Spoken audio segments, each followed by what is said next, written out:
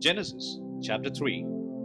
The temptation and fall of man. Now the serpent was more cunning than any beast of the field which the Lord God had made.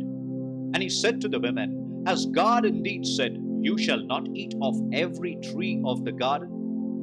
And the women said to the serpent, We may eat the fruit of the trees of the garden, but of the fruit of the tree which is in the midst of the garden, God has said, You shall not eat it, nor shall you touch it, lest you die. Then the serpent said to the women, You will not surely die.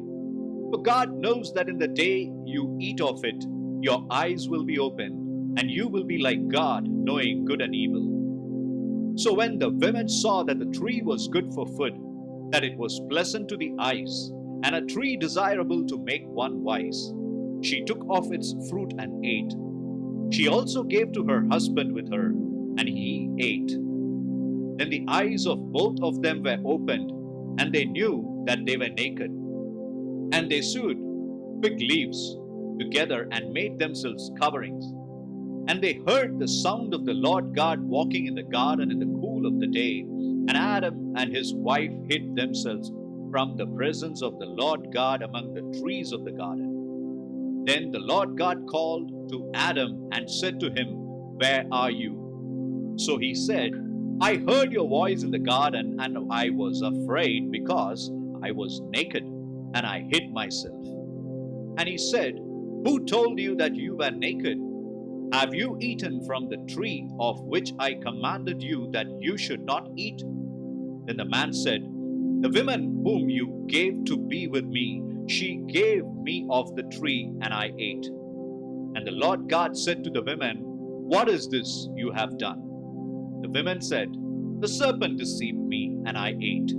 So the Lord God said to the serpent, Because you have done this, you are cursed more than all cattle, and more than every beast of the field. On your belly you shall go, and you shall eat dust all the days of your life. And I will put enmity between you and the women, and between your seed and her seed.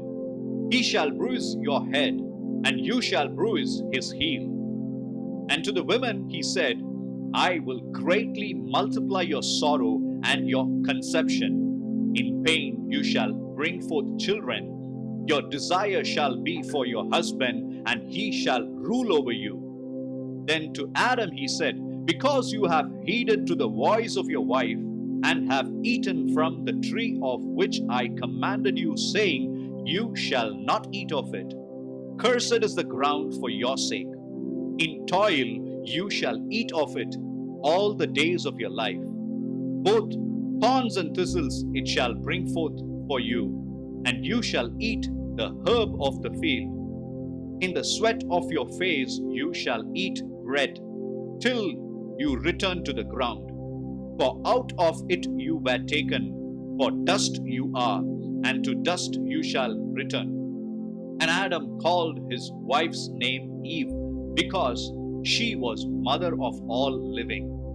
Also, for Adam and his wife, the Lord God made tunics of skin and clothed them. Then the Lord God said, Behold, the man has become like one of us, to know good and evil. And now, lest he put his hand and take also of the tree of life and eat, and live forever.